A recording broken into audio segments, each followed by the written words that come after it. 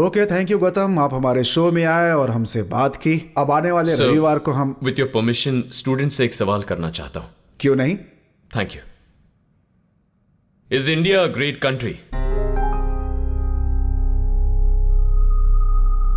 तो उसमें प्रॉब्लम क्या है? इस देश में बात करने के लिए और लिखने के लिए तो पूरी आजादी मिलती ही है। क्रिकेट में टेस्ट मैच, वनडे मैच, 2020 सब में इंडिया ही टॉप पे है। Unity in diversity. जात, मजहब, समुदाय भले ही अलग हो, फिर भी हम सब एक ही हैं।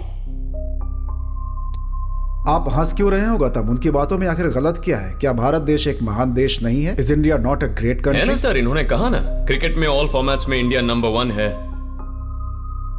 यूनिटी एंड डाइवर्सिटी, फ्रीडम भी है। बताइए गौतम, आप हंस क्यों रहे हैं?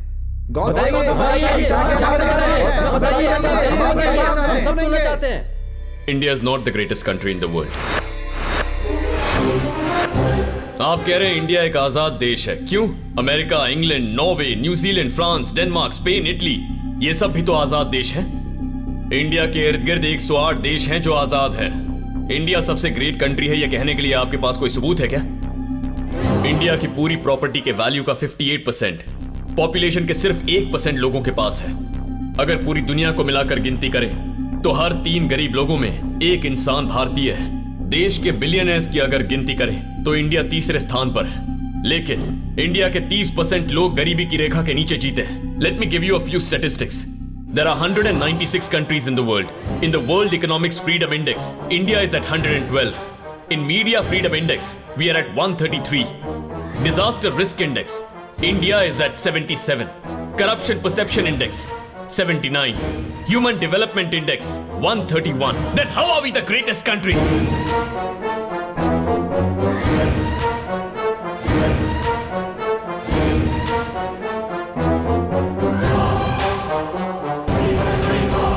था जब हमारा देश सबसे महान था, न्याय को सबसे ऊपर मानता था, धर्म के लिए संघर्ष करता था, आजादी के लिए जीवन त्याग देता था। दुनिया के सबसे पहले साइंटिस्ट हमारे ऋषि हैं। दुनिया का सबसे ग्रेट मैथमेटिशियन हमारे देश से था, Aryabhata. One of the greatest philosophers हमारे देश से था, चाणक्य। अहिंसा के मार्ग पर चलकर बिना लाठी या बंदूक उठाए हमारे इस देश ने आजादी हासिल करके दिखाई। हमारे देश के कई गरीबों ने देश के लिए संघर्ष किया, लेकिन गरीबों के लिए कुछ नहीं कर पाए। मैं, आप, हम सब देशवासी आजादी से पहले भी गुलाम थे और आज भी नेताओं के गुलाम ही हैं। ताज्जुब इस बात का है कि इससे हमें दुख नहीं होता, हम ऐसे ही जीना सीख गए। पर अब बदलाव लाना होगा, बदलाव आएगा, हम बदलेंगे। और सबसे पहले हमें बदलना होगा हमारे देश के राजनेताओं को, क्योंकि अगर एक देश की भलाई करनी है तो पहले उसके नेताओं को ठीक करना होगा। उन्हें ठीक करने का तरीका है ये रिकॉल।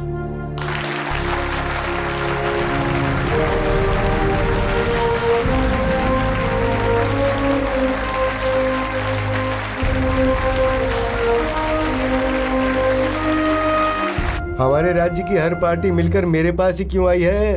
क्या रीजन है? हमारे लोगों में समझ नहीं है।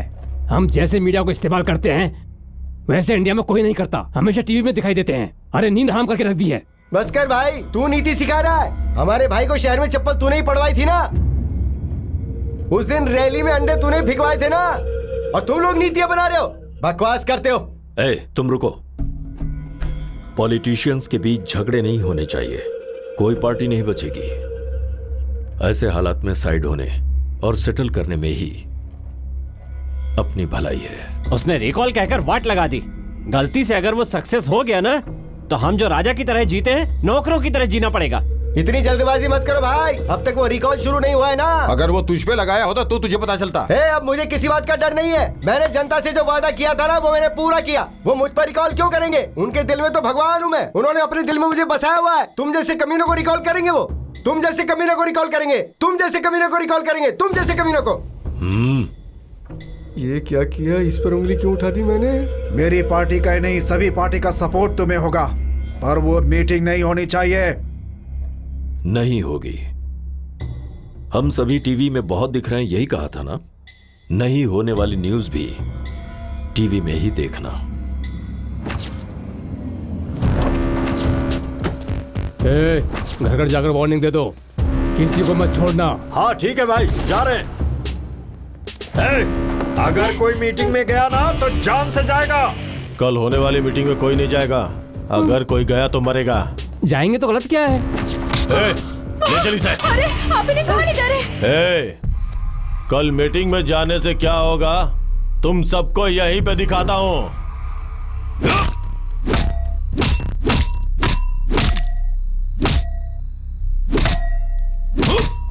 कल मीटिंग के पास में कैमरा होगा, कोई भी आएगा तो वहां रिकॉर्ड हो जाएगा। याद रखना।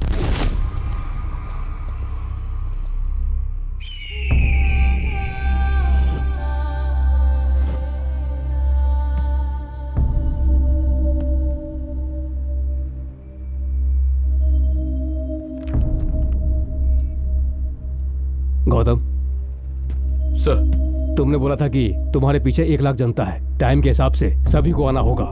वो आएंगे ना? आएंगे sir.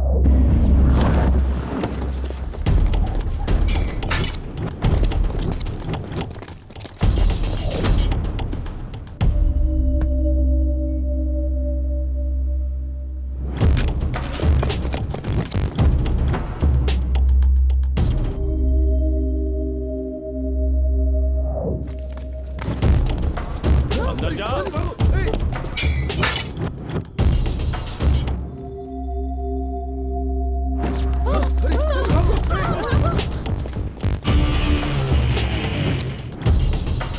Gautam sir, grace time मांगा, 10:30 बज गए हैं, अब तक एक भी नहीं आया।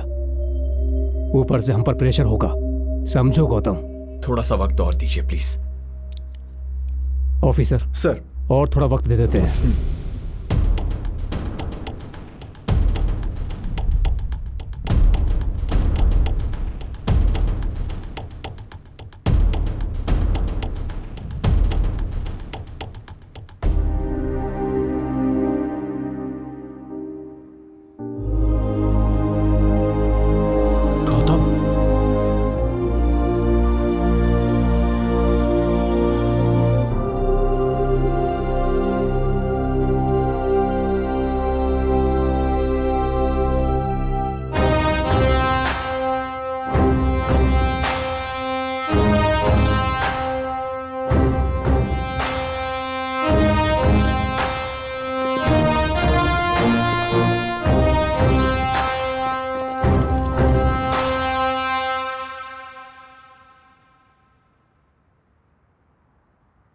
सोचा था 10 लाख लोग आएंगे। लेकिन आप तो अकेले आए। मैं बूढ़ा हूं ना, सोचा था सबसे आखिरी में पहुंचूंगा, लेकिन लगता है बाकी लोग मुझसे भी ज्यादा बूढ़े हैं। बेचारे आ नहीं पाए। गरीब पैदा होना गलत नहीं है, गरीब मर जाना गलत होता है, पर हमारे देश में गरीब गरीब नहीं मरता है, और ज्यादा गरीब होके मरता है।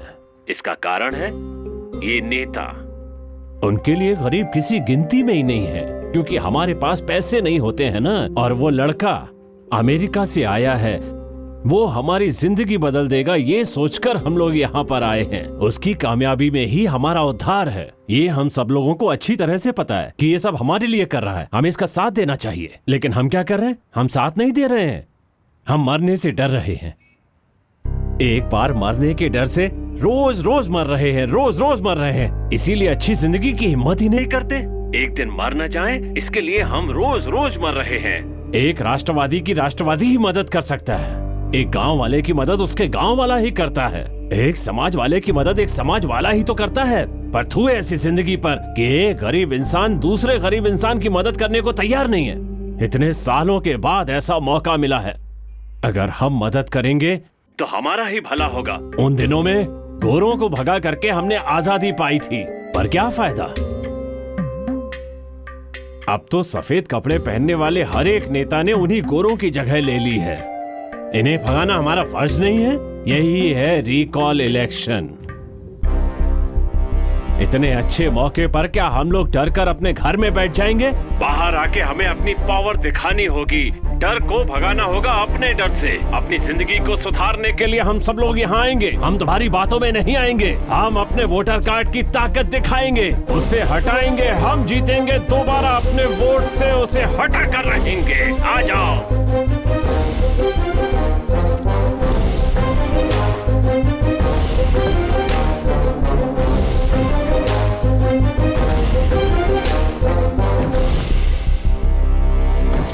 हम इतने सारे चलो आज इन्हें छोड़ेंगे नहीं, छोड़ना मत इन्हें।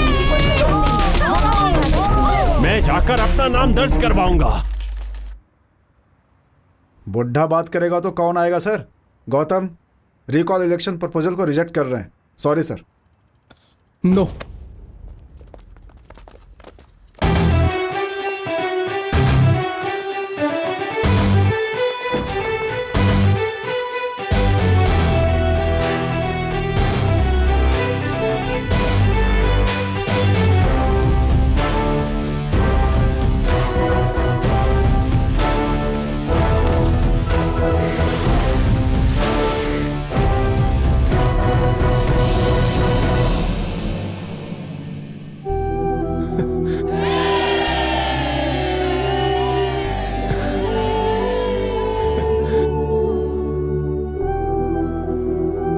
Gautam, recall election accepted. हमने कर दिखाया ब्रो। गौतम का ये रिकॉल इलेक्शन देश को एक नई दिशा में ले जा रहा है। भारत देश में पहली बार रिकॉल इलेक्शन होने वाला है। 10 दिनों में पोलिंग हो जाएगी।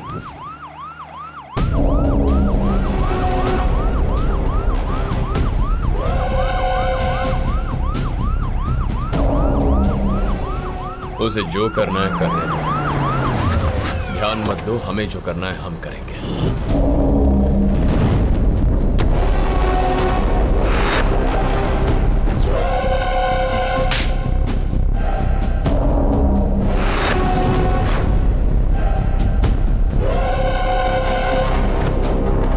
पिछली बार 20 करोड़ रुपए खर्च किए थे, अभी 50 करोड़ खर्चा करके इलेक्शन जीतूंगा। तू अभी भी आउटडेटेड राजनीति ही कर रहा है। पैसे लेकर नेता को वोट देने वाले दिन चले गए, इसीलिए अपनी हरकतों से बाज आ जा, वरना मैं तुझे नंगा कर दूंगा। दिमाग में कुछ भी मत पाल। रिकॉल इलेक्शन की वजह से कुछ भी नहीं होने वाला है। अगर उससे कुछ ना होता तो तू मेरे सामने खड़ा ना होता। तुझे रिकॉल शब्द सुन के डर लग रहा है, इसीलिए तू वोटर के पास वापस आ गया है। एक बार रिकॉल इलेक्शन हो जाए तो तुझ जैसे नेताओं को वोटर्स अपनी उंगलियों पर नचाएंगे।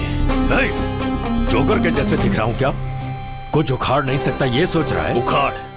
मेरा एक बाल भी उखाड़ा ना तो रिकॉल ड्रॉप कर दूंगा। रुक जाओ। पागल हो गए हो? मैं बात कर रहा हूं ना। हाँ हाँ नमस्ते। वीडियो बनाने की जरूरत नहीं है, फोन रख दीजिए। हाँ कोई जरूरत नहीं है उसकी, रख दीजिए। टेक्नोलॉजी का इस्तेमाल कर रहा है तू, मैं अपने एक्सपीरियंस का करूंगा। जीतूंगा तो मैं ही, तू मेरा कुछ नहीं उखाड़ पाएगा। ओए मंत्री, जनता का कुछ नहीं उखाड़ सकता तू।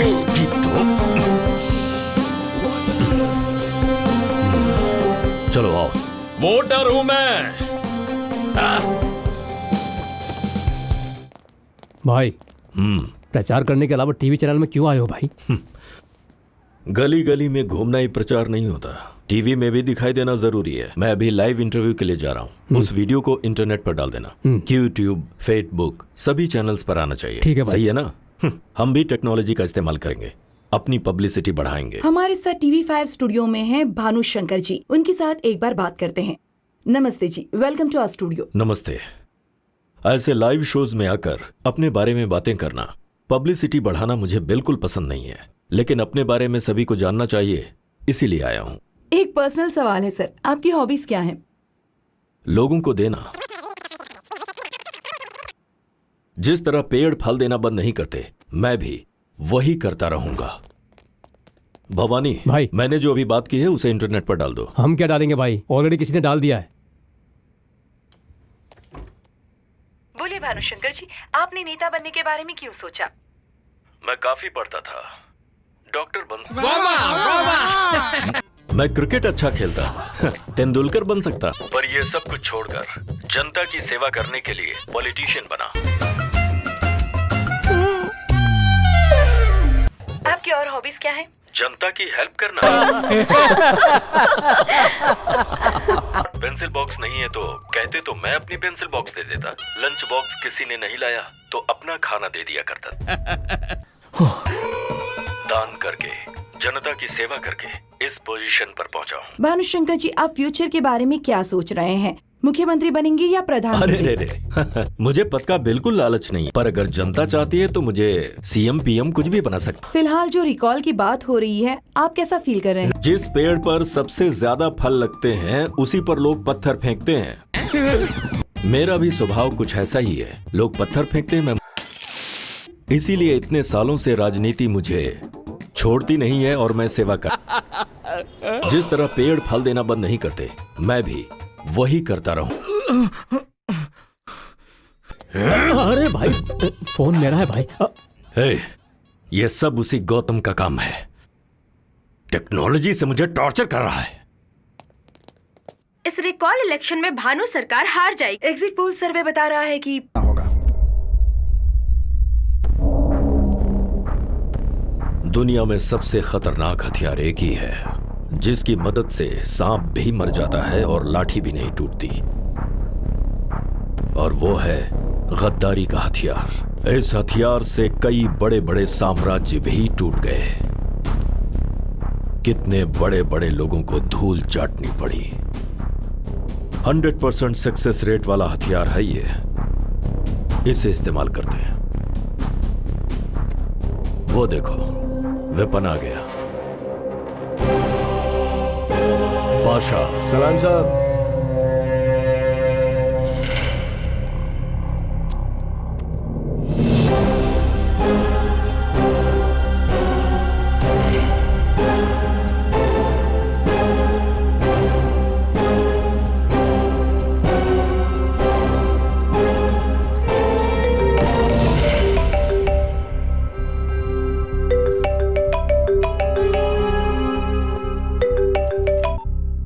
हेलो।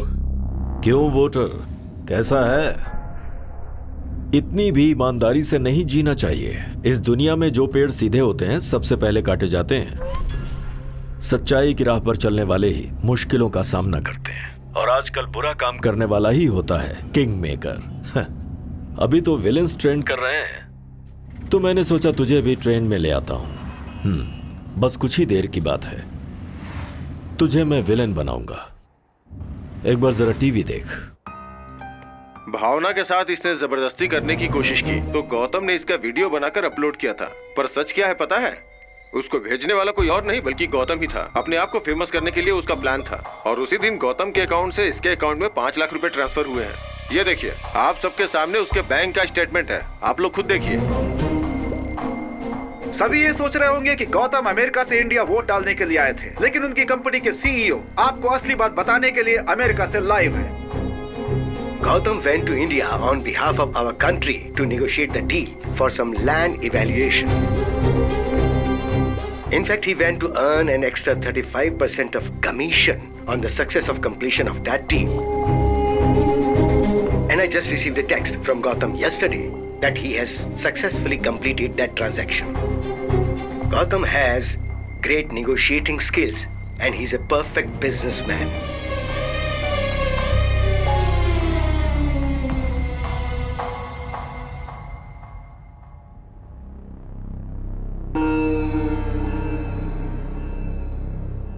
ए गौतम, क्या है ये सब? तू भावना से शादी करके यूएस चला जाना और वहां शांति से रह। अगर इस झमेले में तुझे कुछ हो गया तो हम सह नहीं पाएंगे। हमारा डर ही इन नेताओं की शक्ति है माँ। हम डरेंगे तो वो डराते रहेंगे। हिम्मत से काम लेना होगा। तुम बिल्कुल फिक्र मत करो।